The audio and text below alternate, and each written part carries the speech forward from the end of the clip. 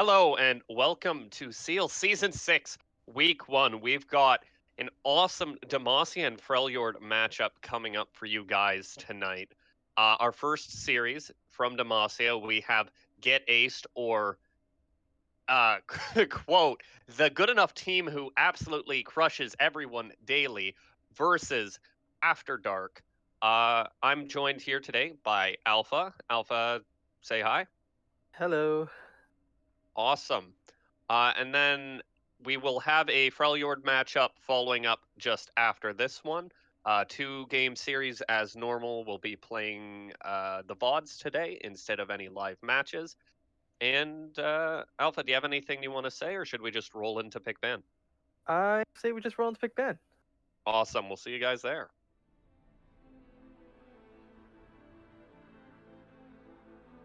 All right, and as we get into pick ban here, we see After Dark is on blue side for game one.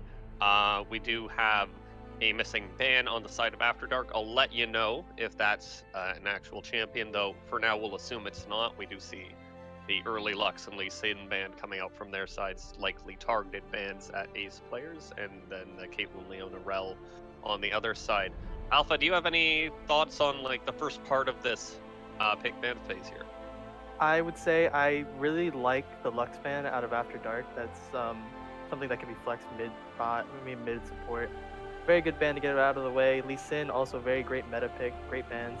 Caitlyn, Leona, Rel, all great bans for the bot lane. It seems like they were all very bot focused bans across both teams, and I like the way the draft was for that. Makes sense. All right. So then we see this first pick, Kaise here. It's a power pick. After Dark picking up something that they play a lot of. Yeah, Uh, I was Go gonna ahead. say I like the first pick, Kaisa. I would have probably rather seen like a more impressive jungler pick first, something you can get bigger advantage out of than just the Kaisa. But I mean, it is a great pick in the meta right now, so I like it. Makes sense. And then the immediate follow up by this Kog'Maw Lulu here, looking to draft for a strong bot side. You think? Yeah, for sure. That's just such an impressive matchup. I really don't know who you could pick into that to match well, but I mean, great pick for Ace. Yep. And we get word that this missing ban is Jin here, removing more counter, like more targeted bans. The Sejuani Thresh follow-up makes sense. You're picking up the second half of the bot lane. Lots of CC now in this Kaisa, Thresh, Sejuani, three-man bot side now. Yeah, for sure. And then we follow up with this Nico blind pick. I mean, I personally I like Nico as a champion. I just don't feel it's a great blind pick, but overall, good champion to have. Just trying to see how this comp is formulating. The next two picks for Team Ace is crucial. Exactly, right? The Nico's, like, it is interesting if you think about it maybe as like a flex pick between top mid, but otherwise Yeah. just picking up a comfort pick. I know that the mid laner of Ace plays a lot Nico, and So does Aileron roll as well on the side of Team After Dark. So I mean, it is a great pick to take away in case they did want to do something fishy on the side of After Dark. But overall, good pick and good thing not to let it get past second, get towards the second ban phase. It probably would have been banned. makes sense. Okay, and then we see our second round of bans come in here, right? We got the Mordekaiser Garen targeting top side, and then Yep. Cassio Fizz targeting possible Nico counters, I assume. Any thoughts? No, just really good picks here. Especially, I like the Garen ban a lot. Really good pick, especially in the lower elo, silver, gold. Super impressive. Very hard to match up against. I mean, if you were planning on playing Gnar, I would say the Garen ban is a little bit confusing to ban, but I still overall like the bans across both teams. Makes sense. And then these last four picks rounding out the draft. What are your thoughts on these? So Gragas, since Red Side would pick first, that's a great pick. Leave the team After Dark questioning if it's Gragas top, Gragas jungle. Personally, I think Gragas top is still stronger, but I like the flex into Gragas jungle, followed by the Gnar. Great pick into Gragas. Also just a great blind pick in general. And then Anivia to enter the Nico. I like the pick for scaling and what After Dark seems to be trying to do with the Kaisa, Anivia, and then as well as the Gnar. Maybe Anivia wall into a Gnar ult. Who knows? That's something that could potentially happen. And then the Urgot answer into Gnar. Great pick for laning. You want to be a lane bully. I don't think it's a great pick in the Gnar. It's something you can potentially go even with. Gnar will beat you early, but you can probably get something done if you get a level 6 advantage. If not, you have to wait till about level 8 or 9. But overall, good draft by both teams. All right, makes sense. Do you have any thoughts on the team comps as a whole before we move into game? I would say that Team Ace has a really strong comp for basically anything you want to do. You can play side lane with the Urgot, Kog'Maw Lulu, oppressive matchup in lane. Nico's a really aggressive laner and will probably look to shut down the Anivia early and let her scale way, way late into the game and hopefully end the game early. And Urgot, Gnar, may the best top laner win in that matchup. All right, sounds good. Well, we're gonna roll on over into game. We'll see you guys on the other side.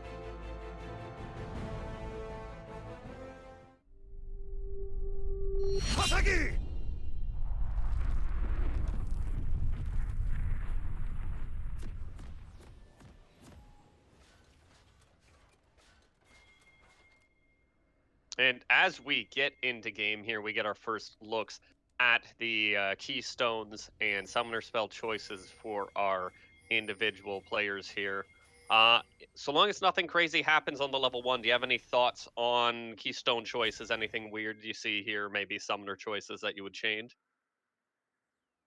Just looking across the board, a lot of very natural things to see.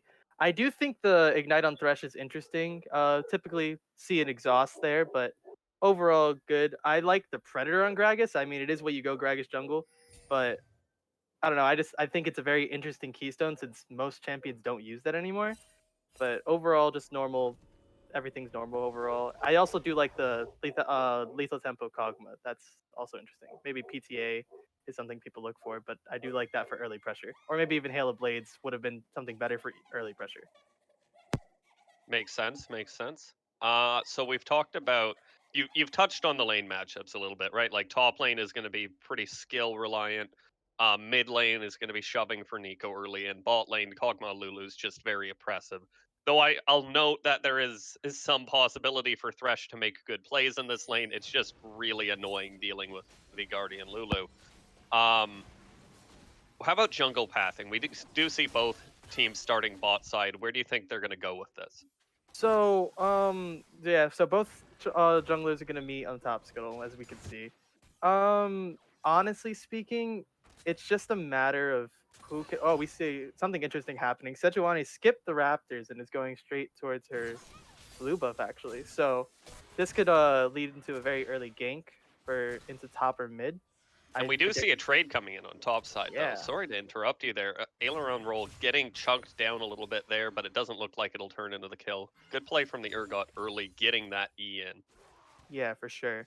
Um, Bot lane seems to be bot lane going very normally. Sejuani onto her Gromp now. Just very curious to see is what she's planning to do, having a minute until the scuttle spawns, or 45 seconds. Would you rather? My bad. Yeah, it'll be interesting to see what she makes to do with the interesting pathing that she's made work here. Cameras are going to end up focusing a lot on this bot lane, and there's just a lot of trading going on down here in general. Lulu using her abilities aggressively and getting chunks down onto the Thresh and Kaisa there. More trading in the top lane, though. Connects for Urgot, but Sejuani with the early gank coming in, looking onto Pale Rider's Urgot. Urgot will be forced to flash, but the stun will connect here. Sejuani flashes in, applies the red buff, the stun, and the first blood will go down to the side of Ace Gaming, sort of Ace. It's Ace. And we're going to go That with Ace. Yeah, Ace. But that was a very interesting play. I mean, Urgot, I just think got way over aggressive there, knowing he just warded against or I. But hold up, Oh, we've he got did. another fight here. 3 Grogguses. Oh my gosh. There's so many fat men in the river right now. Nothing ends up coming of that, but sorry, back to as you were. Yeah, so I mean, Urgot suspected a gank early, as I could tell based off the way he was pathing down. Oh, who got that? Urgot stole their Urgot Urgot stole stole the the Scuttle Crab. Oh my! oh my Tragedy god. for the Sejuani, actually. It's very true. Like 20 to 12 CS. I mean, Sejuani still has a bunch of camps up. Could start pathing bots, drag spawns in a minute. I mean, it's just looking very rough for Sejuani. Thankfully, she got that first blood gold. It sucks it didn't go over to the Gnar, but I mean, it is something. Ooh, pressure. Yeah, and the Sejuani is actually going to be pretty stunted on EXP based on that. Urgot connecting another E in this top lane, chunking Aileron roll down very low, down to about 200 HP. Urgot looking to go in again, connects the Q, and the Gnar will die to PTA proc, I think, there. Another kill coming out on the map. Solo kill in the top lane this time. Urgot doesn't take no for an answer. Another gank, though, coming on into the mid lane. Nico gonna get knocked up, but she will be able to walk away with that flash there. That was a great gank by the Sejuani forcing that flash. It makes the lane so much easier for the Anivia now. But both laners have TP, so I mean, they're probably looking to reset soon, specifically Anivia. And I'd say back to the top lane play. The Gnar is just letting the Urgot bully him in lane and just, that solo kill just could have been prevented. But, I understand how it happened. Yeah, makes sense. All right, and then so as we look around the map now, we see that top lane has equaled out in farm, but Urgot with that solo kill now, Gnar with the first blood assist. The rest of the map is stabilizing a little bit. We do see a pretty large CS advantage growing in the mid lane, perhaps based just off of the Nico being forced back earlier by the Sejuani gank. What do you think about the way this is playing out? I think everything's relatively even right now. I think that team After Dark should probably attempt to start setting up even more vision around Dragon just to rotate to it as the bot lane is resetting. Shove that wave out, maybe get the Drake. But we do see the Gragas pathing up topside. Maybe Another stun potentially. connecting mid lane, though. Maybe Nico's in trouble here. Sejuani going to try and chase her down. I don't think anything's going to come of it, but wow, we're talking about that. Gragas into the top lane, onto the Gnar. Gnar's looking to fall down for a second time this game. Kill will go over to Urgot again, and this is a massive wave for Urgot to catch too, and he's just going to be snowballing very far ahead with that. Yeah, I mean, this lane matchup for Gnar has just become worse and worse as time's gone on. Every minute of the game, it just seems Urgot is pushing his advantage even further. Gragas is constantly having pressure topside, and every other lane is pretty much holding their own. So this is looking really good for Team Ace. Makes So far. sense. We do see just the 300 gold advantage coming from that kill being developed on the map right now. The top lane and mid lane more or less equalizing in CS deficits. But we do see the Grog is pulling pretty far ahead of the Sejuani in actual jungle camps. Yeah, that's for sure. But I mean, the Sejuani having that, I mean, maybe having a less EXP, but having that gold still stabilized by that first blood, something very good for Sejuani specifically. And if she ever gets into a skirmish, she will have that item advantage potentially. Exactly. We do see the dragon looking to be started up by two Groguses right now, by the side of After Dark. Now I'm curious, does Sejuani want to go for a steal here and then flash out? Well, Yeah, no, and she we doesn't do have. see the fight, posturing for the fight right now by the side of Ace, seeing if they can get in. Sejuani will go in for the steal, but she's just a little bit too late. Dragon will be picked up by the side of After Dark, and everyone will disengage safely. Good take there from After Dark. Now, looking at this play, just a few seconds later, it's 8 minutes of the game. Rift Herald's just about to spawn. You know you're probably not going to get that dragon, so I would have liked to see Team After Dark prioritize that Rift Herald and try to get something on the map, because, this Urgot's already snowballing. Maybe you want to get that Gnar some gold with the Rift Herald, or maybe even mid, or even bot lane just to help stabilize that lane. And, they're doing good, but maybe get them an advantage so that that Kog'Maw Lulu lane isn't so oppressive. I just wish they would have done something different. I hear where you are coming from. Okay, so we see the way that this early game is playing out right now. We have the first dragon going over to the side of After Dark. We have this Urgot snowballing an advantage top lane, though the CS gap has not opened up the way I expected it to. Do you think this is going to impact the way these teams scale or play around the map coming in the future?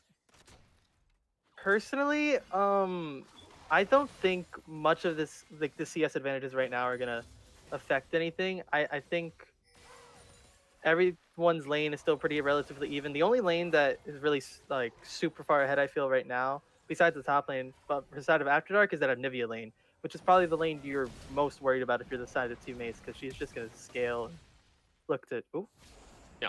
And we will nice. see Flash being burned by power of Flash.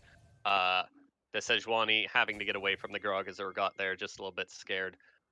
Both junglers yet to hit 6, actually, at nearly 10 minutes now. I suspect it'll be coming off of their next camps, but pretty late, low farming jungle game overall. Yeah, for sure. I mean, there isn't much going on around the map right now. I would like to see one of the teams start posturing for that Rift Herald, as it is getting towards that point of the game where you want to start polluting your lanes that are ahead. And so, Hmm. Makes side of sense. Team Ace. We Ooh, do see mid lane priorities evened up to a pretty just it's Anivia versus Nico. They're both going to hard clear the waves now, right? But you do see the hook connect bot side and the stun mid, looking for the fight, looking to blow up this Lulu here. The exhaust does go down, and they're not able to get enough damage onto her there. But Thresh now being chased down, will die to the Kog'Maw. Captain Goose picking up the kill there, back onto the mid lane. The Anivia is trying to chunk out the Nico, but she will just walk away. that was amazing. The fact that the Kog'Maw Lulu turned that around, the power of that shielding and all of that, the oppressiveness of that lane is just so ridiculous. And I mean, Team Ace is just playing this out the way they have to, the way they should. You know, pressure the laners and push in waves and get your advantages that way. Right. So, as we are seeing not a lot of action happening on the map at this very second, and we do see Sejuani's hitting the Rift Herald on the top side. Well, maybe not. We see another trade coming in onto this top side. Urgot should have ulti available. Will connect it. The flash is not good enough on the top side, and Pale Rider picks up his second solo kill of the game. So I was gonna say, what do you think about team scaling? Who do you think wins late game? Well, I mean, on paper, you would think that Team After Dark has a slight scaling advantage, but just based off the way this game has gone so far, it's just a matter of if they can turtle long enough to get to the point where they can beat them in fights. At this current state of the game, it seems like Team Ace is bound to, just balloon leads and not outscale, but just be better in fights, Right. just around the map. And for context, Ace is red side, Yes. even though our overlay is wrong. So yeah, it's tragedy. Okay, so I don't know how to handle that as a caster. Um, so either way, for anyone in chat who's confused, we do have the overlay on the wrong sides, and we can't change it. But After Dark is blue side, Ace is red side, and we'll do our best to call things like that if you're confused. Okay, so like you said, you think that the red side here is in a pretty strong advantage, and blue side's going to need to scale up, right? For Another sure. trade actually coming down on bot lane. Oh, if that's slow connected, Thresh might have died. He might die still. Anyways, not quite. The Guardian Shield will get him out of there just barely. This Lulu Kog'Maw lane looks to be very oppressive. And another trade coming in the top lane. Maybe he'll connect the E. He won't quite, and Aileron Roll will escape with his life.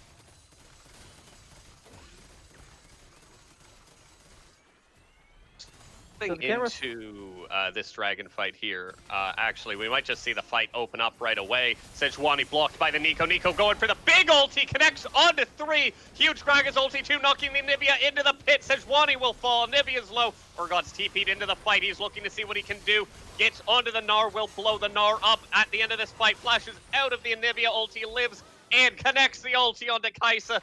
4 people dead for the side of, for blue side, for the side of After Dark. And Ace pulling really, really far ahead. Red side's looking at that 3K gold advantage right now, 2 dragon advantage, only 14 minutes into this game. And we won't see the Rift Herald dropped before plates fall, so there's not a lot of gold to be gained from that either.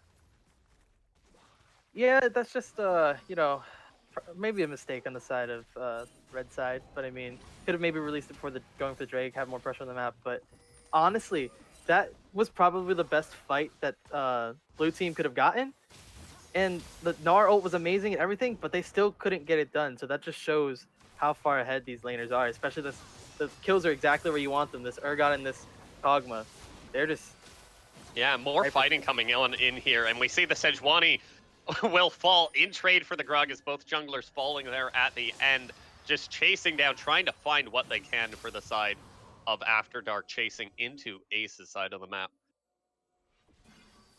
Yeah, and that's just another kill towards Kog'Maw. I mean, Kog'Maw hasn't reset yet and still hasn't probably sitting on 2,000 gold potentially, and he still has to buy his mythic. I mean, he's just sitting on free gold. Thankfully, he's resetting now.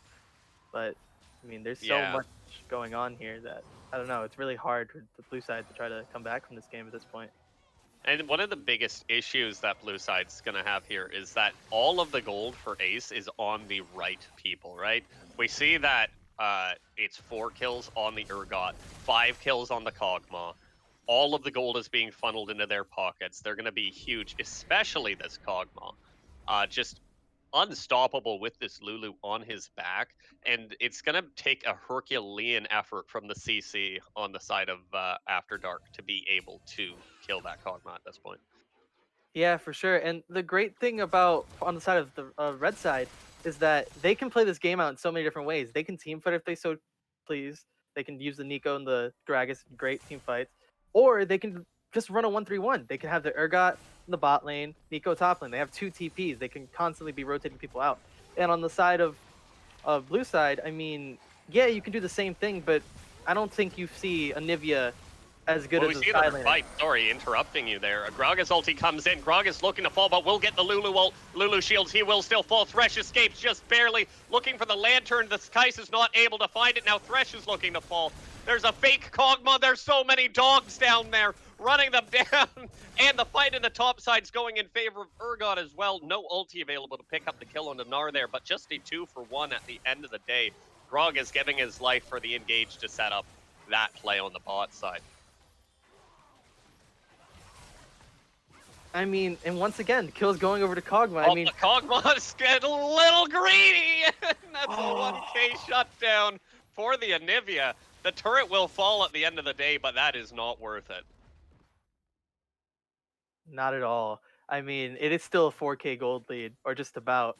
And I mean, that 1K feels amazing on Anivia, but I mean, it's just got a question: is that really enough to help them get back into this game? I guess we'll have to see. Yeah, I think if there's going to be a comeback here from the side of, from blue side, from After Dark, it's gonna have to come through the Anivia, because the Kai'Sa's just gonna have so much issues dealing damage safely to the Urgot Kog'Maw. Even if she ults into the backline, it's gonna be really hard for her to assassinate anyone aside from Lulu. And that's only when Lulu's cooldowns are already burnt on someone else. So Anivia's the only target who can really like stay out of range of this Urgot. We see another fight coming in top lane here, but I don't think that's what you want there, Nar.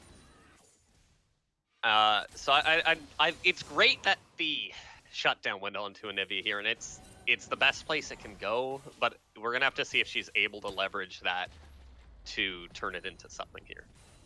And that's the first turret on the side of blue side, so I mean, that's something great to have, especially once again in the side of Anivia. Having that local gold go to her, I mean, having her get this advantage against this Nico is great, especially in the side lane. I mean, I was talking about how Nico probably should be the better side laner, but with this amount of gold she has, Anivia Oh, will beat her in trade. Sejuani's a bit caught out here, though, looking to get onto the Lantern, but a beautiful cask from the Gragas and a polymorph from Lulu will deny that. And once again, kills going over to Kog'Maw, Urgot. Only people on their team with kills. And it's just, it's so hard to imagine a way that blue side is able to come back into this game, but like we said, they have to try to play through Anivia and potentially get picks, because there's really no other way of them formulating a comeback. They're not going to win in a straight 5v5 at this point. Right, makes sense. And we do see the third dragon being started up even by the side of Ace here. Red team looking to pick up their soul point here. Nar going into the pit looking for the Mega Nar, but doesn't quite get it off in time. Dragon's going to fall now to the side of Ace. Red side now 3 dragons to 0. 5 minutes looking at that 24-minute soul. Thankfully, if there's anything for the side of After Dark here that they can be happy about, it's that it's only going to be a Cloud Soul. But Kog'Maw caught again, forced to flash out, 3 more dogs coming in. Nico really likes turning into this Kog'Maw here. And Graga's just fronting on them, will dodge the Thresh Hook, predatoring around Nico looking for the connection, but will not find it, and the fight will end there. And I like how you mentioned it's only a Cloud Soul, so it really makes you question what the idea of getting the dragon there was, like why that was so important. Especially with, I believe their jungler was down, it was only Gnar going in. So why not make a play across the map? Like the Rift Herald is still up. You have a top lane that's still pushing in, you know. You gotta limit these everything that's going on, and it just seems like After Dark is just losing so much more than they're gaining. Yeah, and as you're speaking there, we do see the Gragas gank connecting to the bot side. We should see the Anivia die here, and Urgot just shows up and yoinks that kill away. I guess you gotta keep the kills on only 2 people this game. Well, actually, Lulu got a kill, which oh, that sucks. Lulu did get a kill. You're right. Bloodthirsty supports coming out. Yes. For sure. Mid and jungle, ambivalently tilted. Yeah. I mean, but it's interesting to see how this game's playing out, because as you can see, this game has played out a lot around the bot lane. I mean, it kind of hasn't seemed that way to me, Yeah. but they've been a part of 10 kills together. Looking to see if the Gnar is going to fall down here. Actually will survive. Oh, he's going back in. Maybe that's a bad idea. Will walk it out. Urgot, if he had ulti right now, Gnar would be dead. Just want to point that one out. And we doesn't look like we'll see anything else on the back end of this fight. Anivia will show up to clear out the wave. Trying to get onto the Gragas though, stepping a little bit too close. Urgot with the flash in, will connect the flip onto Thresh, looking to burn him down, but Gragas will fall first. Now it's a 3v1 on Urgot, but Urgot doesn't look like he cares. The Anivia's trapped them all in there with him! He's running it on them, looking for the flip on Gnar, will quite just barely miss. Gnar will get out, but he's just running it down. He's got the stride breaker on Gnar.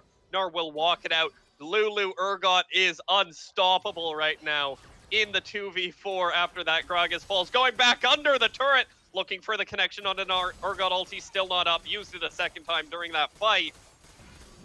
And I think that's enough, but no, Gnar wants back in. Kai'Sa's here with the ulti now, looking to connect onto Urgot. Urgot gets the flip off. Kai'Sa's low. Kai'Sa's gonna fall. Triumph proc heals the Urgot back up, back onto the Gnar, taking the turret shot. But Lulu will flash in. Picks up another kill. Lulu's taking turret now. Now the Urgot's onto the Sejuani. This Triumph means he's unkillable.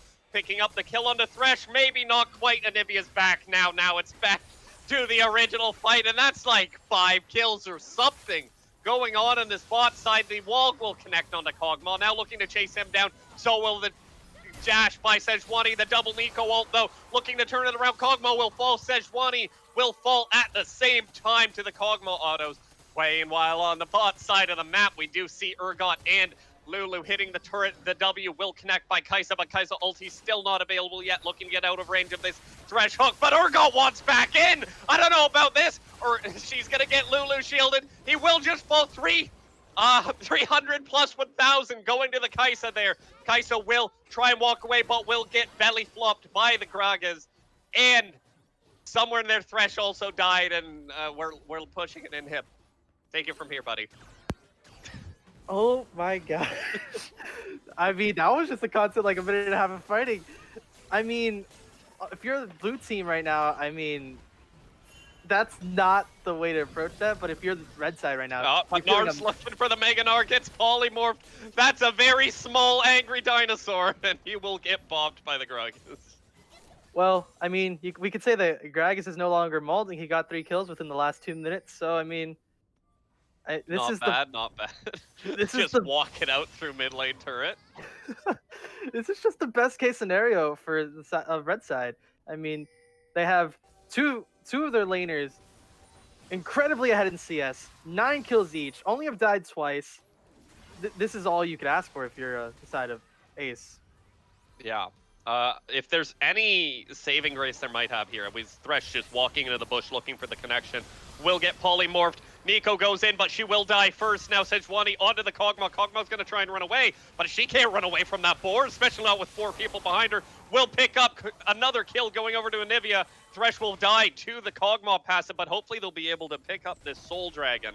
Without it going over to the side, Grog is going to look for the steal. As I was trying to say going into this, they haven't spent any of the gold from that play. Grog is going to go in, he's going to get the steal! That's Soul Point going over to the side of Ace. Red side with Cloud Soul now, and the Cloud Soul even lets the Gragas run away. Meanwhile, Urgot's on the top lane, TP available, just taking this top lane inhibitor turret. That's 2 inhibs down for the side of After Dark, and just going to look to walk it out. And now they can spend all of that gold they just got. Yeah, you just reset, look to probably shove down mid or get the Baron if you want to go for the riskier play. But just shove down mid, get 3 inhibs, and the game is just the way that red side should be looking towards. Absolutely. I'm thinking that we're going to see either a Baron take or just a 4-1 without the Baron, straight into taking this triple inhib, as you said. And then from there, it's just walking it in. It's going to take an incredible effort from this Anivia and this Thresh and this Gnar and this Sejuani. And the Kaisa can't do anything. Lover. There's nothing you can do as Kaisa this game. Uh, Gonna take a Herculean effort from everyone but Kaisa to find a way to hold off this Baron push if it does end up coming through. But now we just gotta think, like, what is the best way for blue side to approach this? Because, I mean, you do have Anivia, that's great zoning, but what's your real engage? Is if Gnar doesn't have Breach, Mega Gnar, I mean, I guess Sejuani, but there isn't really much you can do in this case. I have to imagine, like, if I was in the position of shot calling for the blue side this game, I would just tell my teammates to pink ward a brush and sit in it and hope Kog'Maw Lulu walk in there, you kill both of them, and then you take a 5-for-0 fight off of it. That's all I can hope for right now, because you can't kill anyone while Kog'Maw and Lulu are alive. You need both of them to simultaneously walk into you, like 2v4, 2v5. And then maybe you can turn like a plus 2,000 gold advantage off of that pick. We do see them looking for this pick onto Urgot down in the spot lane here, but I'm not convinced he's going to die. Turning it around onto the Kaisa. Kaisa's going to fall here. Will get ulted now. The Fear's going to come in on 2. Thresh is going to fall 2. Lulu's coming in. She's just going to shield the Urgot up. The Urgot's unstoppable. That's 3. Looking for 4. Nivea egg down. Kog'Maw will steal the pentakill away from this Urgot. Oh What no! a butt. Oh, it could have been potentially the first pent of the season. Ah, that's upsetting. And just But like that, Team Ace, red side will close out this game in a nifty 27 minutes, 10 seconds. Very classy, quick victory, I think, coming out of their side. Snowballed the Dragons really well, and then got the Baron once they had proper control of the map, played their side lanes correctly, and leveraged their laners' individual advantages. yeah, Um, so normally after we're done a game, we do this thing called MVP and Ace. So I want you to tell me who you think deserves MVP for the winning side and Ace for the losing side, or just losers MVP. say the Urgot was just putting in a bunch of work on the side of the red side of Ace. I mean, he just was in the middle of fights, 3, 4 people, and still found a way to get 3 to 4 kills and not die. It was insane. And then on the side of Ace, I mean on the side of After Dark, you have Anivia just stood in there, did whatever she could, and then she tried in fights to get things done. But I mean, sadly, it didn't happen. But that Anivia played amazingly. All right, I like what I hear there. I completely agree myself. I think those are very reasonable picks there. The Anivia putting in a lot of work. The Urgot picking up multiple solo kills and winning what you said earlier is like pretty much a skill matchup, if not favored for Gnar a little bit. All right. With that said, we are going to go to a brief intermission while we set up for game two, and we'll see you guys back soon.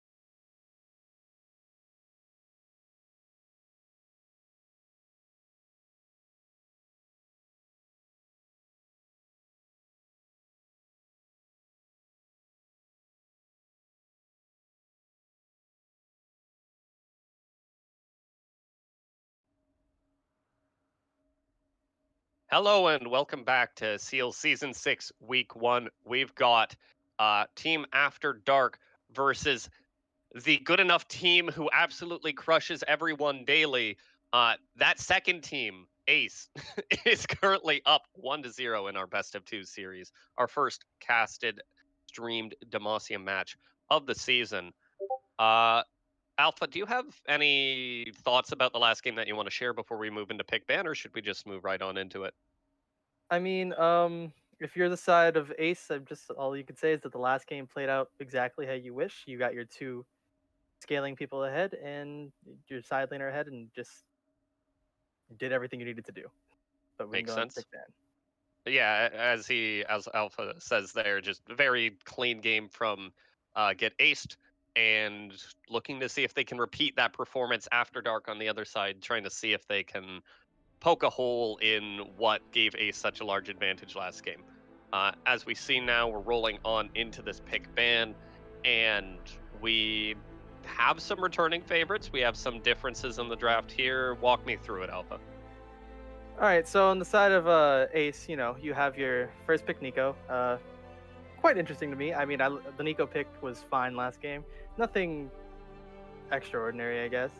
And then one thing I was surprised to see is none of the Kog'Maw or Lulu got banned in the first three picks, three bans. So I mean, that's quite interesting. I mean, I see the Urgot got taken away, which is very good ban to say the least. And Jin's always a great ban as well as Lux. So we have that going into the Kaisa and Nivea. And Nivea was a great pick in the last game. I mean, into the Nico specifically. So that's a great pick. Kaisa, just a great champion all around.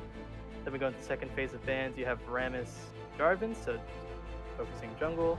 Surprised not to see like a Morgana or something taken away, but I guess the After Dark doesn't play it. And then you have Lee Sin, Mordekaiser, two great, Lee Sin being mid or top, and then two great laners in general, or Lee Sin jungle as well. Then you have the new jungle, always a great champ, just kind of, even if you fall behind, can still be effective with that Q Smite combo. Doesn't, and has great ability in fight with his ult. Other than that, I mean, just the all right champion. Then you have Sejuani again. That's great. And the pick I popped out to me immediately was this Darius. I mean, Darius is just such a hard laner to play against. I could say it's myself top lane. Darius is one of those champions you just don't want to deal with. And this Varus, I believe. So, Was so an this Ornn. last pick Varus here is Ornn. Yeah. Yeah. So I mean, Ornn is it's a tank. I mean, you're not really gonna beat a Darius in a 1v1, so it's just kind of hoping you can survive until team fights. Yeah, I'm a bit surprised to see the Ornn come out here instead of something that maybe has a more safe matchup into Darius. Ornn can definitely work. It's just a pain for the Ornn. Like, he has to play it really, really well, and pretty much predict the apprehends whenever the Darius decides to go for them, or else he's actually had a lot of threat to just being run down early game. We'll see how it ends up playing out. I am a little bit worried for the top side of the map here. After Dark picking the Ornn there. It'll be scary. We'll see if Tail Rider can have another huge performance. Alright, so any last thoughts on the team comps as a whole before we go into game? I will say just Ornn is just gonna probably be on an island. I say you just want to make sure you get that Anivia Kaisa ahead and just hope for the best. Honestly, those are your win conditions. So just keep ganking them. Ornn, I'm sorry, buddy, but you got to be on an island. Alright, makes sense to me. We're gonna flip on over into game here, and we'll see you guys on the other side.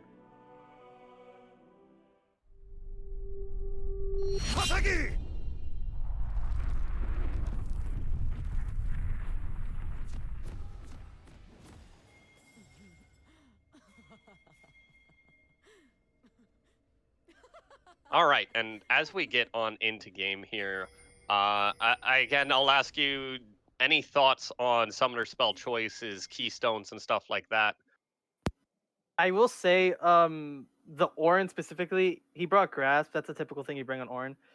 I would say though, for this specific matchup, you probably want to bring Aftershock, as you're Hmm. not really going to be trading much with Ornn, so your Grasp is going to be useless. You're not going to stack it. Pretty same runes for everyone else that was played last game: the Guardian, Lethal Tempo, Electrocute, Aftershock again, and then for the side of Kaisa, the Nivea, Nunu, all typical runes, as well as Maokai typical runes. It's interesting to see the Maokai played at support to answer the Kog'Maw Lulu. I'm kind of curious to see how that will play out. Perhaps even just like Maokai being picked as the flex pick there, baiting out the Darius counter pick directly to it and saying, okay, I'm going to nope right out of this lane because we know how unplayable that is. Yeah, for sure. I mean, yeah, I will say though, I do think Maokai is probably a better support right now than a top laner. Don't really ever see him play top lane. The Darius pick was a very good pick on the side of Team Ace because I mean Darius once again is just unplayable in lane. I mean, unless you play someone like I don't even know who you would play to him. You just play a tank and hope for the best, in my opinion. You're not gonna duel him and beat him in a duel. And we we do manage to see Sejuani avoids losing blue buff to Darius Bleed. Always an upside there. Talking about jungle pathing, this time we do see both junglers starting their own blue side. So cross mapping. Do you see anything coming of this? Do you expect anything will like any interesting ganks or anything like that?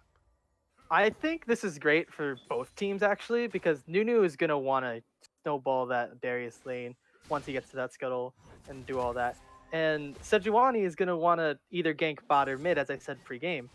So it's just dependent on wave state. I believe both these lanes are gonna be shoved out for both junglers. So they're gonna have an easy time securing scuttle. It's just interesting to see what they do after they're level 4 and after they get their 24 CS and see if there's anything going on early. I don't predict the gank until probably they reset. I don't think there's going to be anything too much going on.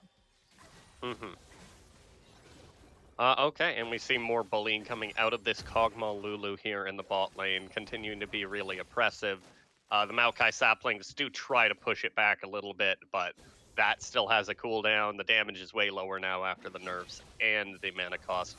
Apprehend connecting in the top lane, looking to get a good trade onto the Ornn here. Ornn will miss knockup going in. Darius full stack Bleed, full stack Conquer. Very close to picking up the kill onto the Ornn here. Maybe still even looking for it. If he gets the flash auto, and that's first blood going over to the side of Pale Rider on this Darius. And you just hate to see it. I mean, there wasn't much Ornn could do. I would say that maybe if he would have W'd the E, it probably would have potentially saved his life. So he wouldn't have gotten that huge trade. This TP back to lane Ornn though. back into the top lane here, but Bleed fully stacked again. That might kill him, actually.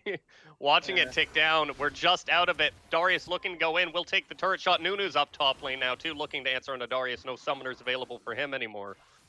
Meanwhile, bot lane is where we're looking for some reason. Nunu coming in onto the Darius. Darius going to see if he can pick it up onto the Ornn. Won't be able to. Nunu should just be able to run this down and pick up the kill, but no assist going over to Ornn there. It's got to hurt a little bit. Yeah, for sure. Also, weird to see that. Oh, Nunu skipped out on the Raptors and got. Oh, okay, he just went straight to the top gank. Puts him slightly behind the Sejuani, but she can't really do much. Maybe she invades and takes his Gromp, but nothing crazy should be going on. Yeah, and even like it's such a weird path for Nunu actually that I don't think you'd expect Grump to be up when you see the CS numbers on him. You'd be like, okay, he didn't clear Krugs, and then he went top, right? Well, no, well, let's see, because you have an idea that he probably started blue side since he ganked top. So, at least for me, I would assume since he ganked top, I'd go check the jungle anyways, not really losing much Mm. out of it since my camps aren't all back up anyways. And I would take the Gromp, maybe look for a bot gank into then going to Krugs, and then getting my reset off. But Maokai getting really low, being forced to flash out, no heal available, and Maokai's just going to drop to the Kog'Maw now. The oppression continues in the bot lane. Anivia continues to have the slightly better hand on this mid lane, even pre-6, but CS just matching, even though it is pushing into the Anivia there. Aileron roll in the top lane here, having some difficulty with this Darius. Darius picking up first blood in a solo kill like that's going to do that to you. And this massive wave crashing bot lane, they've got to see if they can get the Kaisa off of this turret here. And if they can, that'll just ruin the rest of the game for here. But the Kog'Maw's taking turret. He's gonna execute here. That was honestly the best case scenario for him. Yeah, yeah. I mean, between dying to turret and dying to a champion, I'll take the turret. Yeah, and I mean, it sucks I didn't get the turret played out of that, but Kog'Maw's in such a great spot right now. He's up 11 CS, got that kill, wasn't first blood, but got the extra 300 gold. I mean, he actually started Cole as well, is something I just noticed. And so he is going to be ballooning that lead he has so ever so quickly. And it's just going to be interesting to see what he can do in this game. Yeah, and a flash being burnt from the Nico here. Big trade coming back onto the Nunu here. Not enough. And another apprehend connecting in top lane. Both laners level 6 here. If that Q connects from the Darius, that would have been lights out for the Ornn.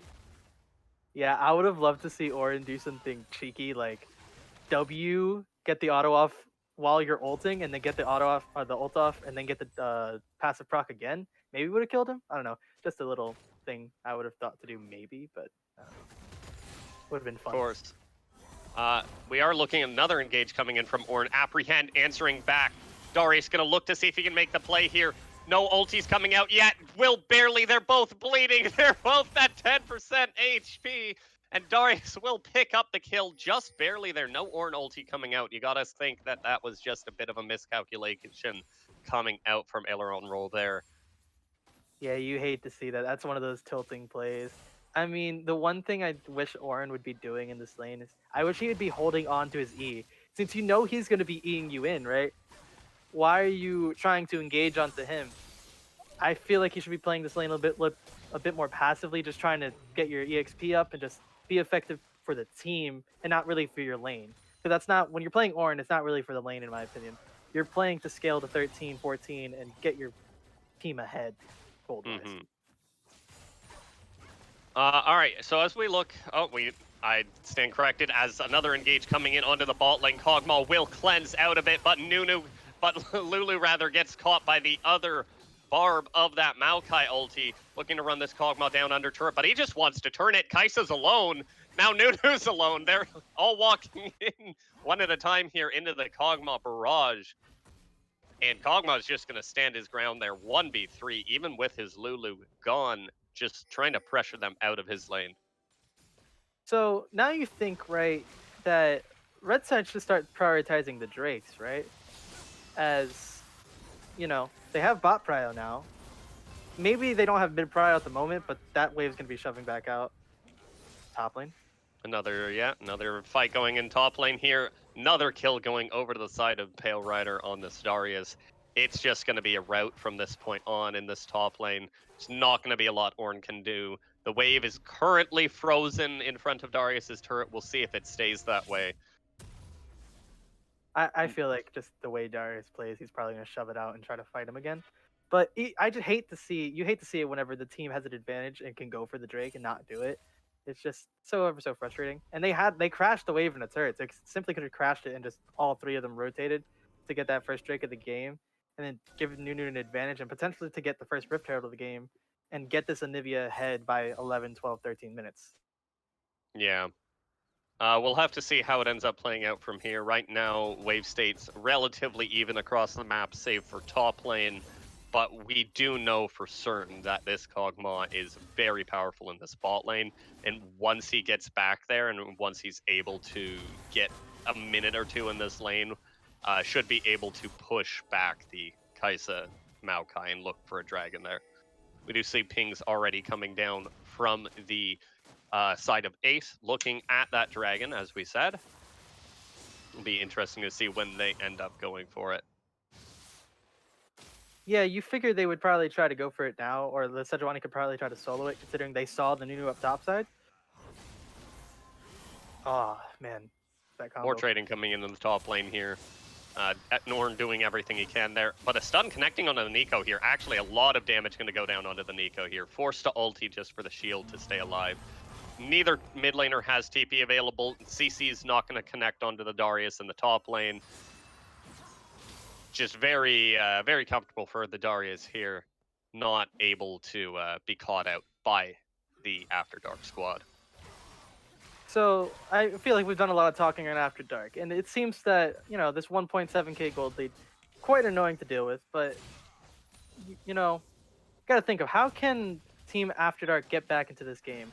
And once again, I feel like it's just through that But Anivia another engage coming into the bot lane. Sorry to interrupt you here. Kai'Sa going very low. Burning down isn't going to quite get it, but the Kog'Maw ulti will snipe her in the back line. Kog'Maw looking for a double kill now as the Sedge stun connects, and that's 2 kills going over to that dog. Once again, now sitting at 3-1. The dog is angry. The dog is looking for a repeat performance of game 1. He's upset that he didn't get the MVP. He managed to steal the Urgot Penta. Will he manage to steal the Darius MVP this game? That's a great question, but both of them are the only ones on their team once again to have kills. I mean, the Lulu got the kill, but it's okay. I mean, early game, these two, the top and bot laner, just seem to always be someone you can rely on to carry these games, and it's just astonishing to see how well they're playing it right now. And Kog'Maw right now is sitting on three kills, 4 minions left on his Cole. That back is going to be insane. The amount of items or gold he has in his pocket and the amount of items he comes back with. Yeah, Kog'Maw currently sitting on 2,000. Cull proc brings him up to 2,600 gold in inventory. A full 2,000 gold up on Kai'Sa, only at 11 minutes into this game. And he's going to just not only have his mythic, but have extra items on top of the mythic, fully completed boots. Cull will go, even buys a pink ward because this man's a good teammate. Looking to push this advantage even further and not get ganked while doing it. One interesting thing to see though is that Sejuani is on the Rift Herald right now, so I wonder what they're going to try to do with that, as there's only a minute and a half left of turret plated. So I wonder if she tries to release that top and just get Darius even further ahead, since bot seems to already be handling themselves quite well. Or if she even wants to release it mid to get that Nico further ahead and deal with that Anivia quite well. Yeah, interestingly enough, I think going top lane is actually actively bad for the side of Ace. I think Darius wants to just leave that tier 1 turret up as long as possible so he can keep punishing onto the side of the Ornn and not let him deep freeze on his side of the map. We do see Kai'Sa going in on the bot lane here with the Maokai ulti following up, and the Ornn TP coming in. The Maokai ulti won't quite connect. The Ornn ulti will, but there's not going to be any follow-up, but Ornn doesn't care. Ornn's going under the turret, gets knocked up by the Lulu ult. Kog'Maw turning around, DPSing down the Ornn. The Ornn will fall, now moving on to his next victims. This dog is still angry. Now 4-1, 111 CS, 30 CS up on this Kai'Sa. This dog is angry. Yes, this dog is very angry and is coming for that MVP, trying to steal it away from the Darius. They did release that Rift Herald top lane, like I said, and it seems like they're just going to get the turret. And first turret of the game falls and goes over to Sejuani. And more chasing coming in onto this bot lane here.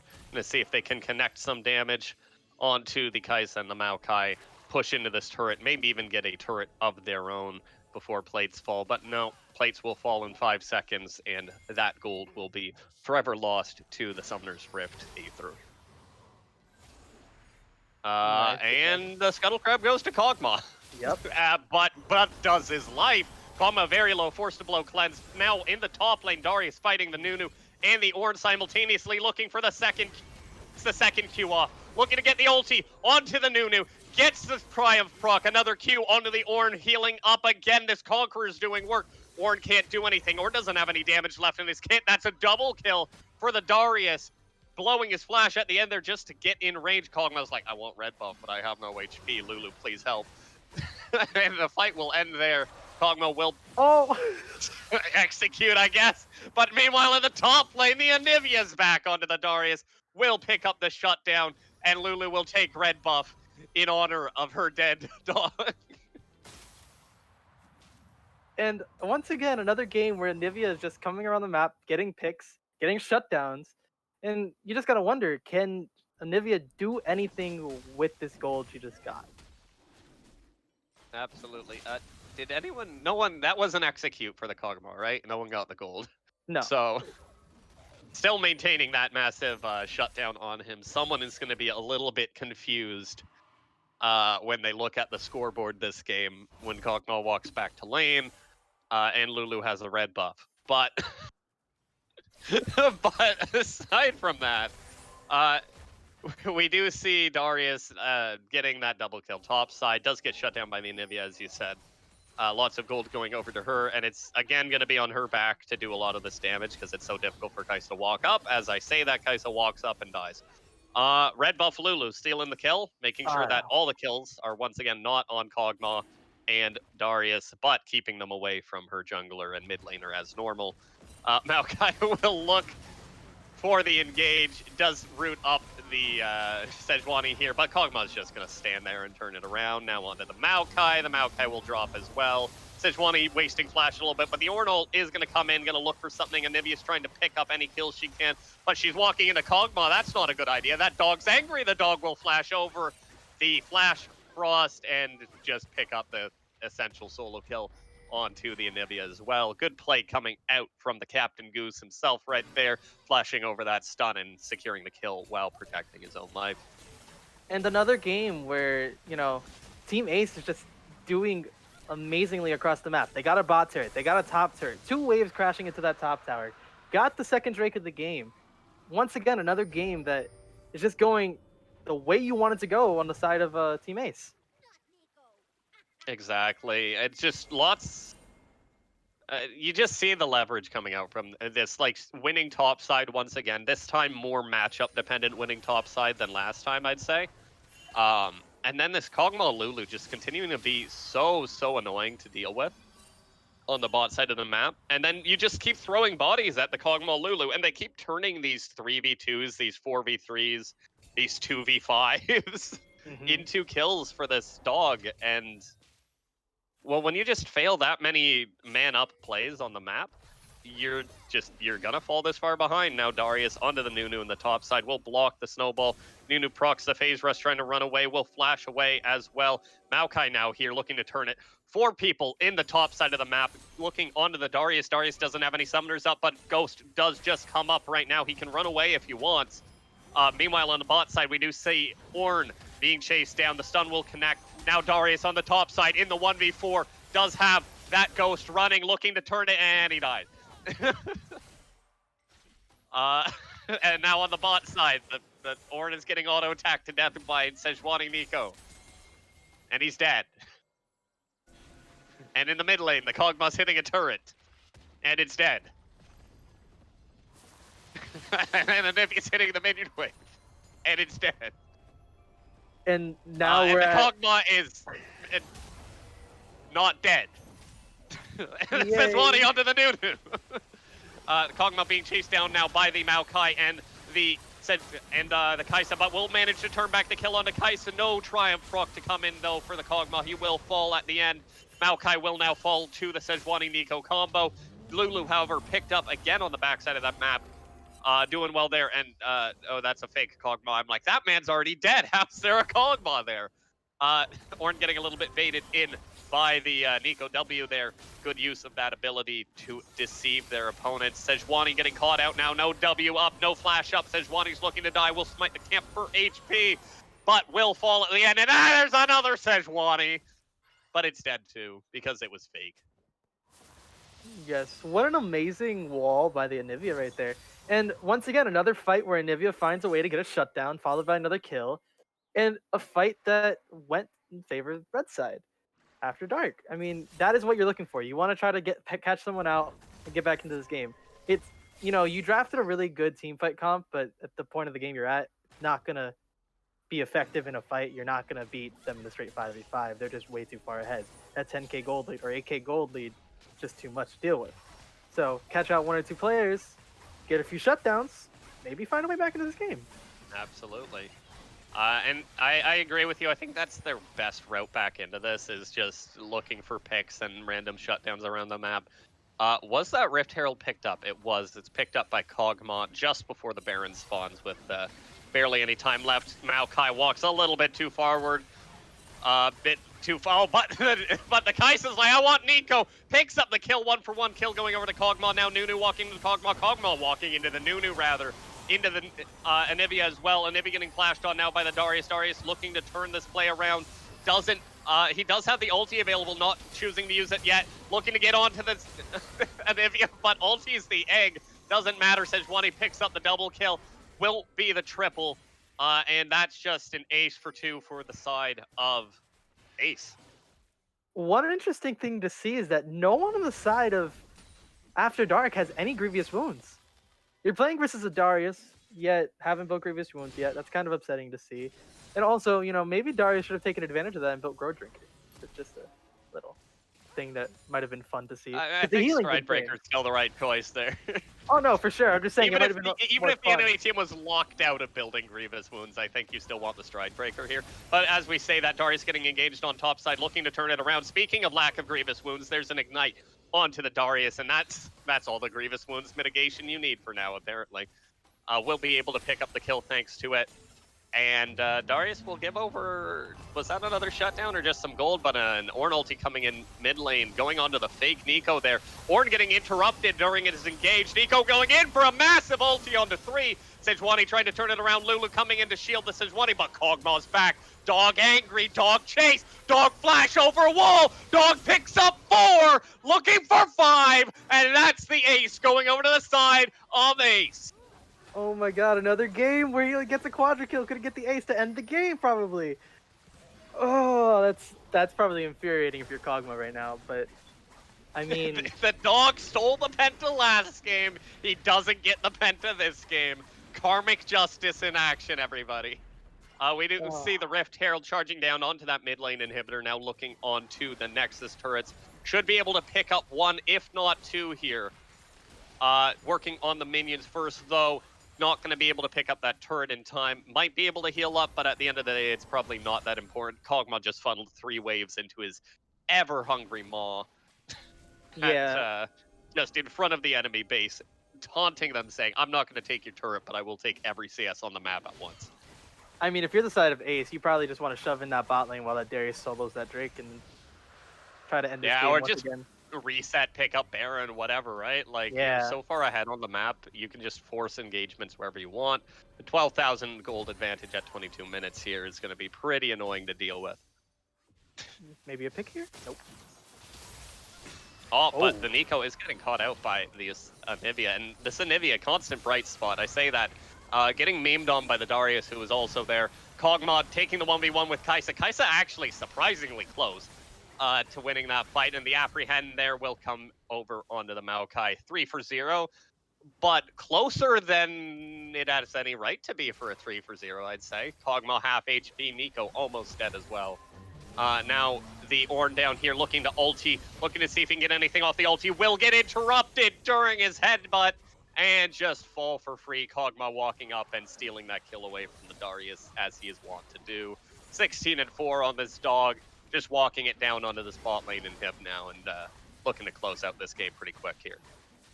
Yeah, you can do one of two things. Either just force the end here or go top, push in the last inhib and end that way. But it looks like they're trying to force the end here.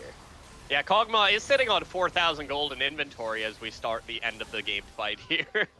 He doesn't care. Kog'Maw doesn't need to spend this 4.3 thousand gold in inventory.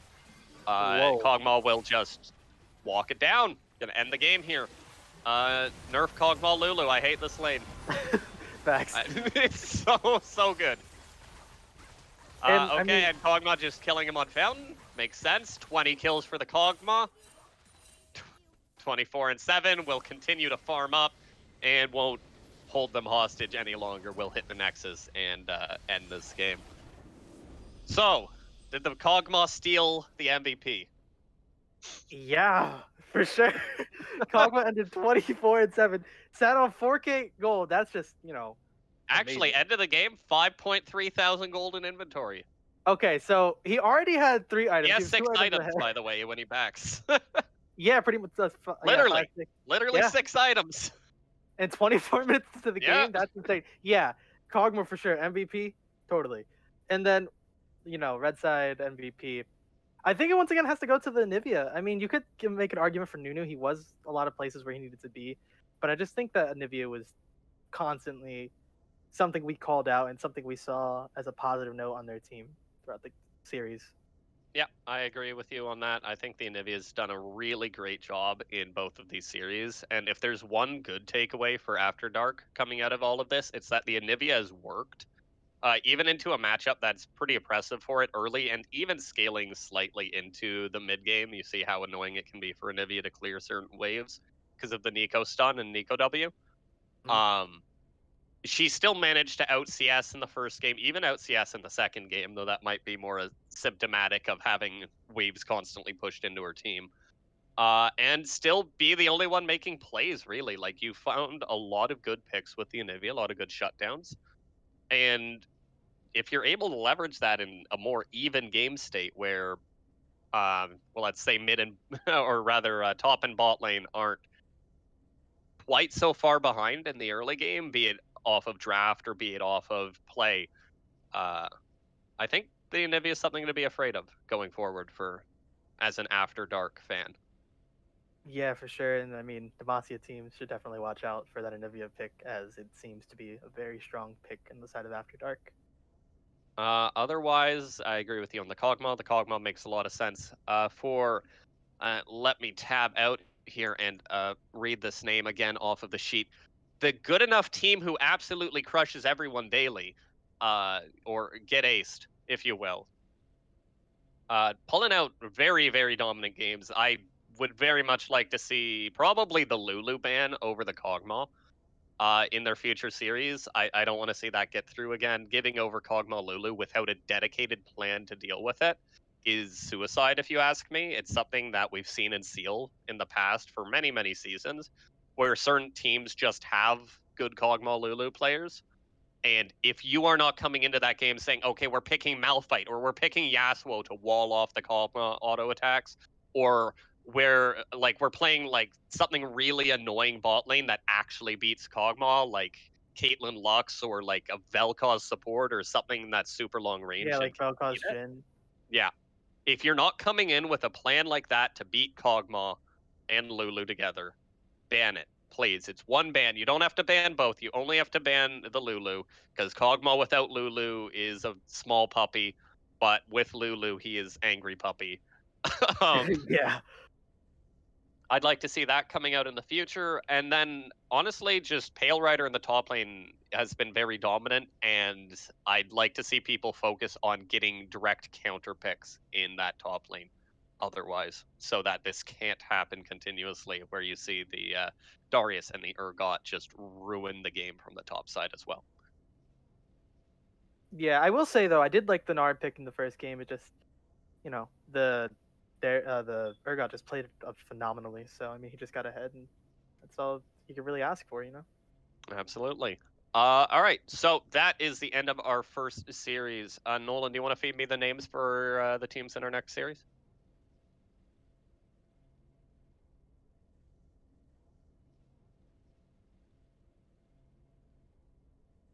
Okay, and so going into our next series, in the Freljord division, we got Ebro's Pros and Conduit, right? All right, versus Conduit. So we'll be back in a little bit for that. However, during the break, we're going to turn off the stream really briefly because Streamlabs is still messed up, and we want to get that stuff sorted out. Don't go anywhere. The stream's going to be back on within a minute. Don't worry about it. And we'll be back for our Freljord matchup right after this break. See you guys then.